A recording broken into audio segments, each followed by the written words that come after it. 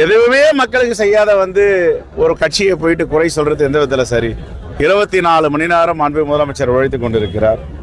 காங்கிரஸ் பேரியக்க தலைவர்கள் உட்பட அனைத்து தோழமை கட்சிகளும் உழைப்பு உழைப்பு என்று மக்களோடு மக்களாக சேர்ந்து நல்லது கெட்டது அனைத்திலும் பங்கேற்கிறார்கள். எஸ்ஐஆர் ஆகட்டும், மக்களுடைய பிரச்சனை ஆகட்டும், கொரோனா ஆகட்டும், வெள்ளம் ஆகட்டும், வறட்சி ஆகட்டும், எதையுமே பார்ட்டிசிபேட் பண்ணாம எந்த ஒரு உழைப்பையும் போடாமல் உழைக்கின்ற கட்சிகளை குறை சொல்வதை நிறுத்திக் கொள்ள வேண்டும் என்று தான் என்னுடைய அட்வைஸ். அதாவது உண்மைக்கு புறம்பாக பொய்யே பேசுற கட்சி பாஜக.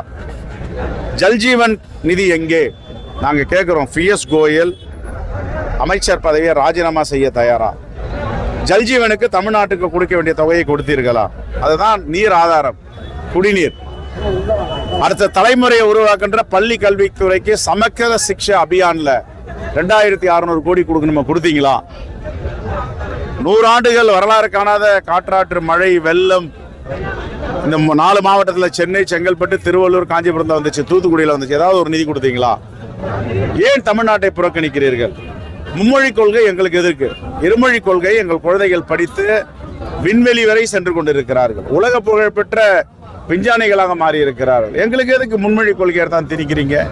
இதை கேட்டா நான் நிதி கொடுக்க மாட்டேன். எங்களுடைய நிதி, எங்களுடைய உழைப்பு, எங்களுடைய வரிப்பணம், ரத்தமும் வேர்வையும் சிந்தி எங்களுடைய உழைப்பை வரிப்பணமாக மோடி அரசு எடுத்துக்கொண்டு எங்களுக்கு கொடுப்பதை வஞ்சிக்கிறது. ஆகிய பிஎஸ் கோயல் மன்னிப்பு கேட்க வேண்டும். நிபந்தனையற்ற மன்னிப்பு பிஎஸ் கோயல் மாண்பு முதலமைச்சரிடம் தமிழ்நாட்டு மக்களிடம் கேட்க வேண்டும். செய்திகளை உடனுக்குடன் தெரிந்து கொள்ள கீழ்கண்ட கேபிள் மற்றும் டிடிஎச் நெட்வொர்க்குகளில் எம்நாடு செய்தி தொலைக்காட்சியை காணுங்கள். பாதகம் செய்பவரை கண்டால் நாம் பயம் கொள்ளலாகாது பாப்பா. மோதி மிதித்து விடு பாப்பா, அவர் முகத்தில் உமிழ்ந்து விடு பாப்பா. அண்மை செய்திகளை உடனுக்குடன் தெரிந்து கொள்ள இணைந்திருங்கள் எம்நாடு தொலைக்காட்சியுடன்.